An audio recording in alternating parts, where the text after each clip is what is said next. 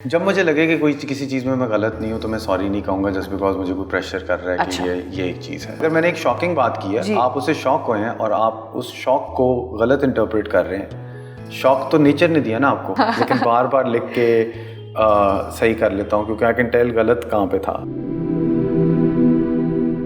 अस्सलाम वालेकुम, आप देख रहे हैं हेलो मीरा सेठी और अगर आपको शो पसंद आया तो लाइक और सब्सक्राइब ज़रूर कीजिएगा।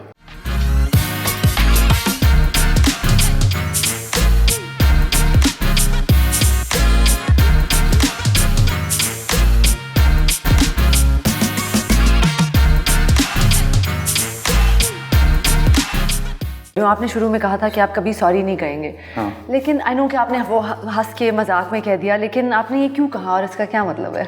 जब मुझे लगे कि कोई किसी चीज़ में मैं गलत नहीं हूँ तो मैं सॉरी नहीं कहूँगा जस्ट बिकॉज मुझे कोई प्रेशर कर रहा है अच्छा। कि ये एक चीज़ है। लेकिन आपने अगर मैंने एक शॉकिंग बात की है, आप उसे शॉक हुए हैं और आप उस शॉक को गलत इंटरप्रेट कर रहे हैं। शॉक तो नेचर ने दिया ना आपको, सही कि क्या हो रहा है नेचर के अंदर, वहाँ पे कोई इखलाकियात नहीं है। तो वो तो नेचर का मुझे भी शॉक हुआ जब मैंने प्रेइंग मैंटिस के मीटिंग रिचुअल्स देखे। अब मैं अगर आपको उस बात को सुना के शॉक कर रहा हूँ और आप उस शॉक को मिस इंटरप्रेट कर रहे हैं कि मूरू ने कोई ऑफेंसिव बात की, नहीं, तो आपका हकीकत आपके सामने रखी। लेकिन आपका ये बिल्कुल मानना था इस मामले के बारे में कि you were just translating something और just sort of breaking down something that you saw, but आप उस पर जजमेंट नहीं पास कर रहे थे कि ये अच्छा है और ये बुरा है। मैं जजमेंट बिल्कुल नहीं पास कर रहा। ठीक है। मैं कह रहा था कि इन्फेंटिसाइड भी एग्जिस्ट करता है, होमोसेक्सुअलिटी। बट आप ये फैक्ट्स स्टेट कर रहे थे, आप बिल्कुल एग्जैक्ट फैक्ट्स, आप विकिपीडिया से निकालने वाले फैक्ट्स हैं। सही है, इसमें कोई राय है ही नहीं। ठीक है। राय तो बात की बात है, मैं कभी मजहबी पस मंजर में पेश करूं या कुछ करूं तो मेरी वीडियो में आपको मिल जाएगी। बिल्कुल बिल्कुल। लेकिन ये राय भी नहीं थी और इसके ऊपर ऑफेंस आ रहा था, तो मैं कह रहा था कि ये फैक्ट है। अगर आप इस चीज़ से ऑफेंड हो रहे हैं तो आप हकीकत से ऑफेंड होते हैं। अच्छा, अब मी टू मूवमेंट एक चली है, पिछले 2017 से चली है मी टू मूवमेंट। बहुत सी औरतें इससे हौसला अफजाई ले रही हैं, उनको एक कॉन्फिडेंस मिल रहा है, उनको लीगल बैकिंग मिल रही है टू कम फॉरवर्ड एंड से थिंग्स। जब आप अपने दोस्तों के साथ बैठते हैं तो क्या बातें होती हैं इस मौजू के बारे में? कुछ लोग हैं जो मीटू मूवमेंट की वजह से काफ़ी उनको बुरे असरात भी पेश आए हैं ज़िंदगी में। अच्छा। तो वो फिर लोग बेची करते हैं उस चीज़ के बारे में।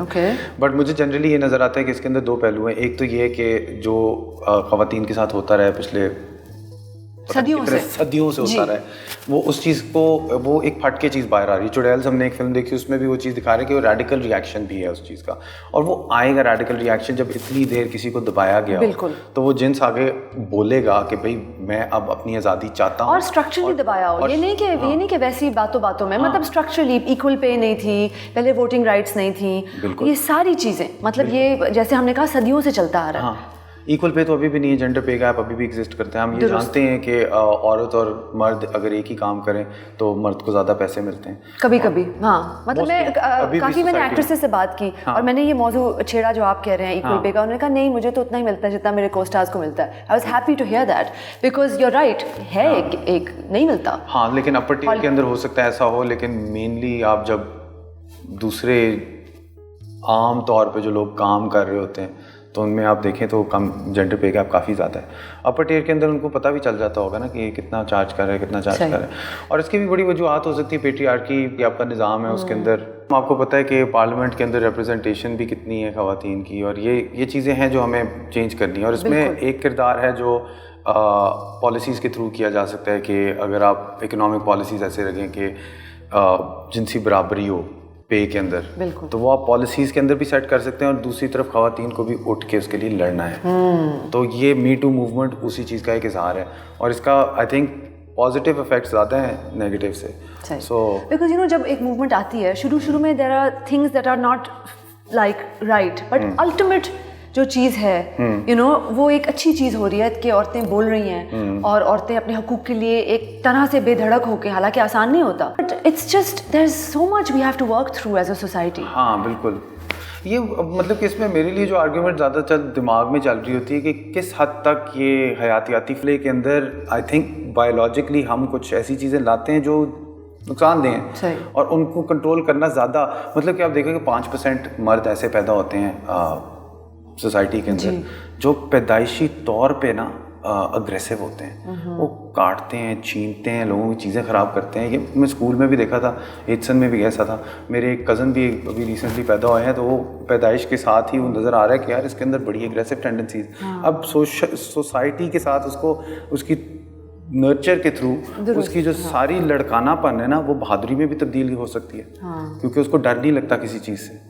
सही। तो मतलब कि किस तरह आप नर्चर करते हैं वो है, लेकिन एक मर्दों के अंदर जो टेस्टोस्टेरोन है ना, मुझे उस चीज़ से एक लगता है कि ज़्यादा जो विरसा मिल रहा है हमें मर्दानगी का बायोलॉजिकली इवन, तो वो ज़रा थोड़ा प्रॉब्लमेटिक है। हमारे माशरे में अक्सर मर्दों को कहा जाता है कि तुम रो मत, मर्द लड़का रोता हुआ अच्छा नहीं लगता।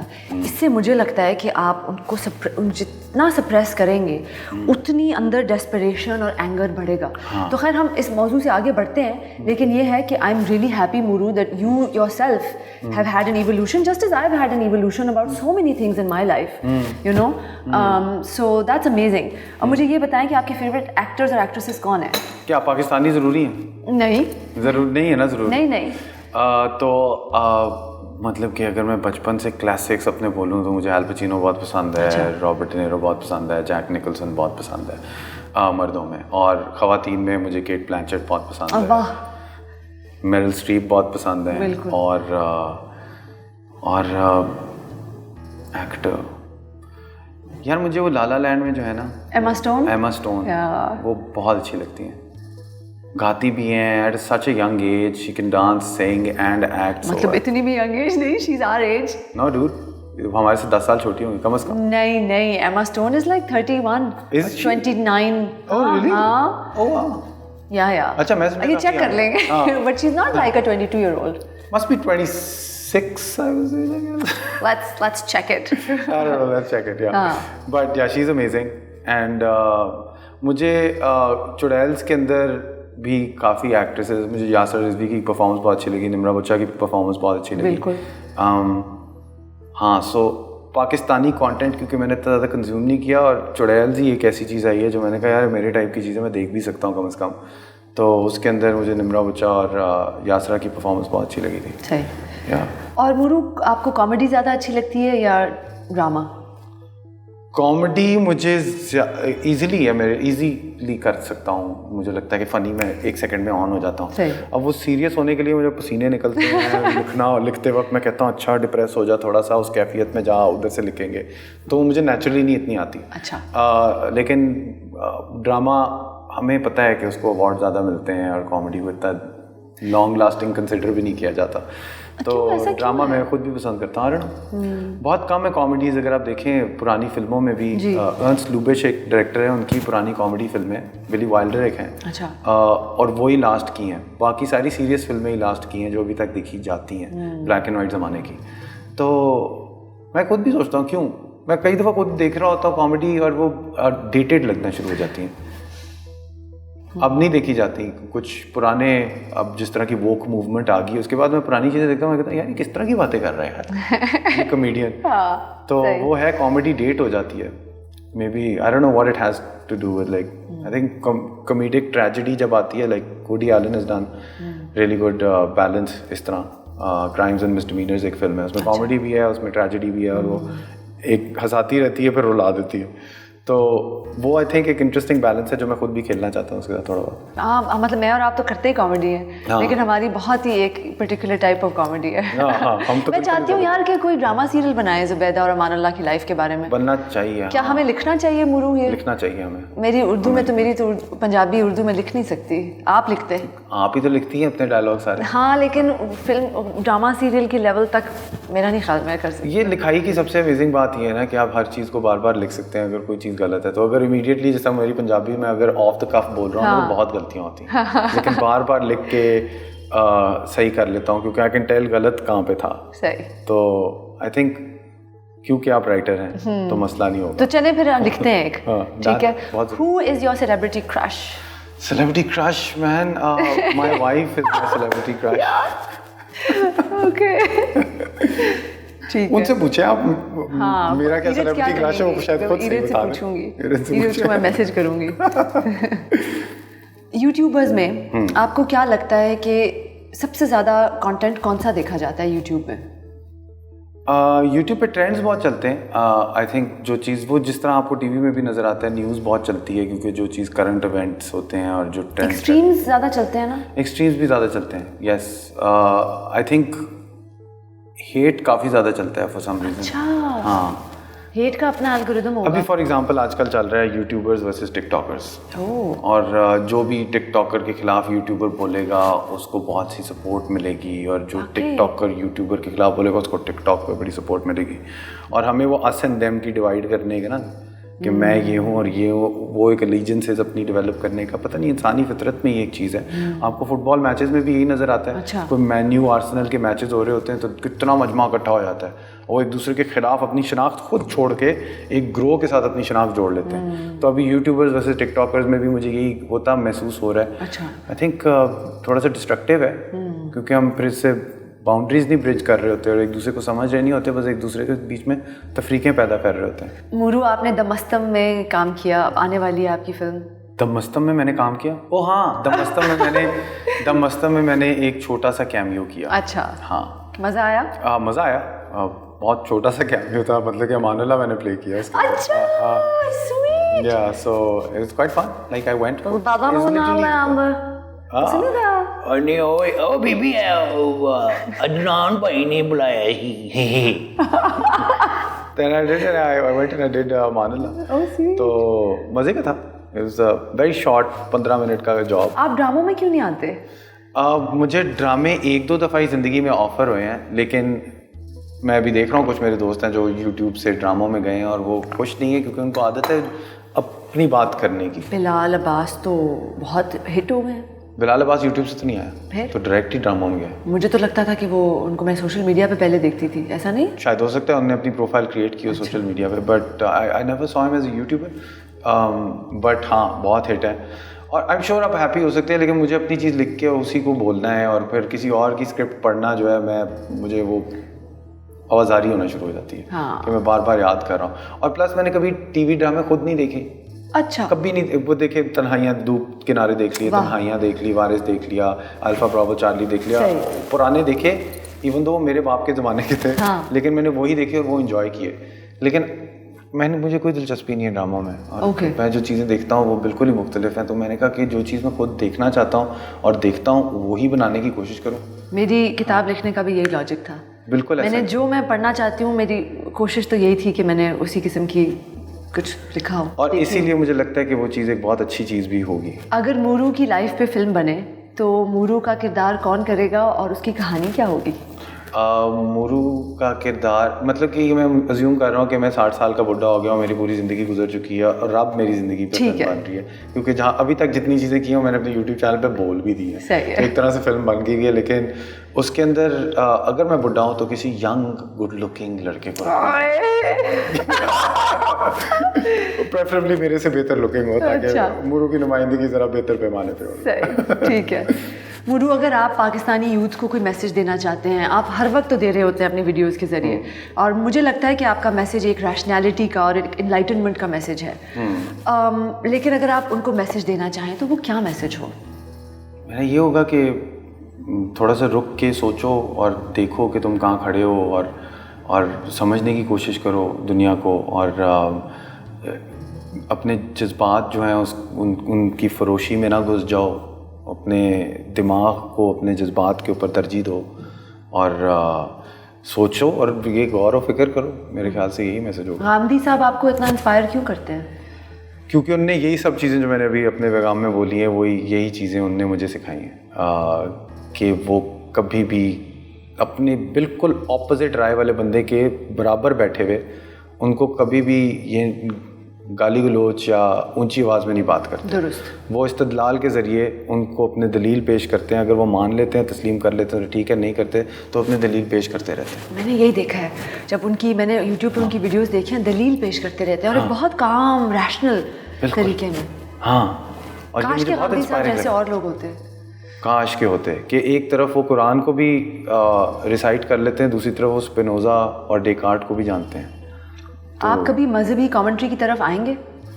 मैं खुद इतना ज़्यादा मजहबी इंसान नहीं हूँ। मेरा भी एक्चुअली रिसेंटली इंटेलिजेंट डिज़ाइन में बिलीव आई है। अच्छा। तो मैं आहिस्ता आहिस्ता मजहबी हो रहा हूँ, तो पता नहीं कहाँ जाता है। अच्छा, आप मजहबी हो रहे हैं? हाँ, अच्छा अच्छा। हाँ, मैं आहिस्ता आहिस्ता हो रहा हूँ।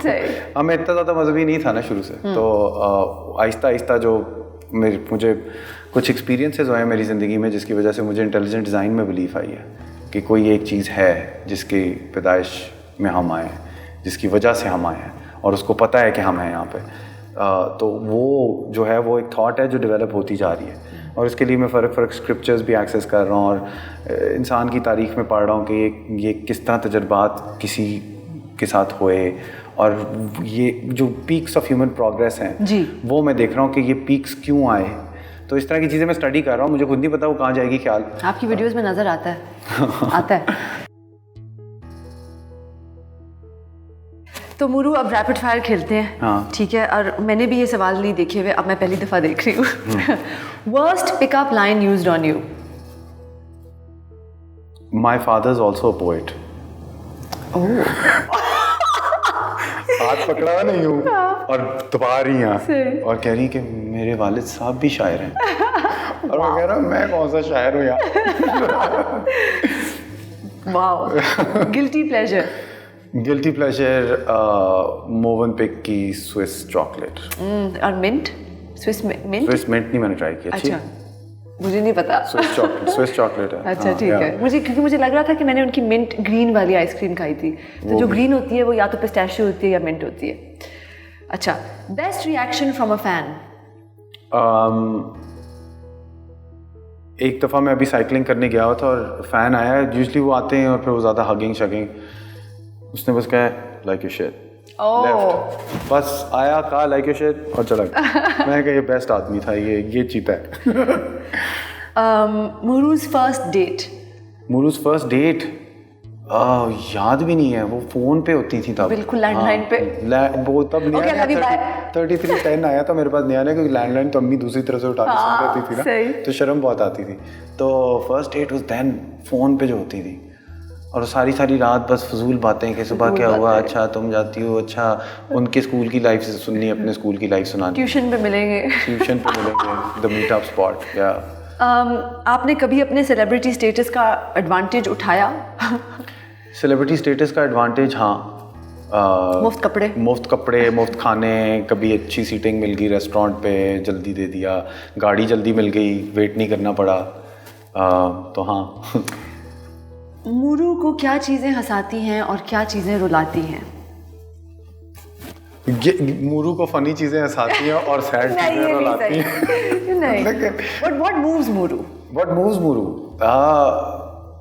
यार आई थिंक नाइंसाफ़ी वगैरह टाइप चीज़ें जो है ना, उनसे मुझे होता है कि मुझे रोना आ जाता है। अच्छा। अगर मैं सुन रहा हूँ कि इस इंसान के साथ ये गुजरा है, जिस तरह मोटिव इंसिडेंट हुआ था, तो कहानी सुनते वक्त वो इतना ह्यूमनाइज होती जा रही थी मेरे लिए कहानी, क्योंकि आपको पता है दिन में 2 रेप्स होते हैं पाकिस्तान में, लेकिन हमें वो कहानी नहीं मिलती जो जज्बात की तारें छेड़े, तो ये छिड़ जाती हैं जब आपको एक्चुअली कहानी मिले। तो आई थिंक बड़ा इंपॉर्टेंट है इस तरह का नैरेटिव होना, ताकि वो ह्यूमनाइज होती रहे ना, वरना तो नंबर है। बिल्कुल। 2 रेप हो गए आज। बिल्कुल। तो वो आई थिंक उस तरह की कहानियाँ। और what makes me laugh? Does Iraj make you laugh? Of course, people make me laugh. Yeah, jokes make me laugh. My wife makes me laugh. I love your wife, by the way. I'm so glad you do. The thing I do too. I know you do. But the thing that one of the things I'm most proud of you for is choosing a partner like Iraj, because she's so cool, you know.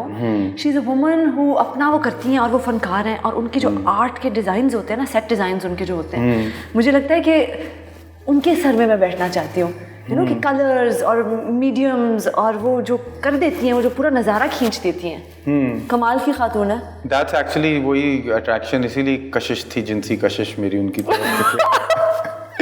क्योंकि वो अपने ख्यालात रखती हैं और वो बहुत established हैं अपने काम में और बहुत पैशनेट हैं जी। तो क्योंकि मैं अपने पैशन किसी को एक्सप्लेन नहीं कर पाता था पहले कि यह क्यों है कि मैं 18 घंटे काम करता हूँ दिन के, तो जब मुझे इरज मिली और उसने पहली वीडियो ही मरियम की 14 दिन की शूट थी और 4 मिनट का काम निकलना था उन 14 दिनों में से, तो और मैंने देखा किस तरह 4 मिनट का 14 दिन की शूट थी मरियम की, और वो पूरे के पूरे चार्ट पेपर से जो स्टॉप मोशन एनिमेशन की है ना, वो मैंने उनको जब करते हुए देखा, मैंने कहा यार यही एक इंसान है, एक औरत है जो मैंने देखा है कि वो उस लेवल से ज़्यादा पैशन रखती हैं कि उनको मेरे कम से कम पैशन की समझ आ जाएगी कि मैं क्यों 18 घंटे एक कमरे में बंद हुआ एडिट कर रहा हूँ या राइट कर रहा हूँ।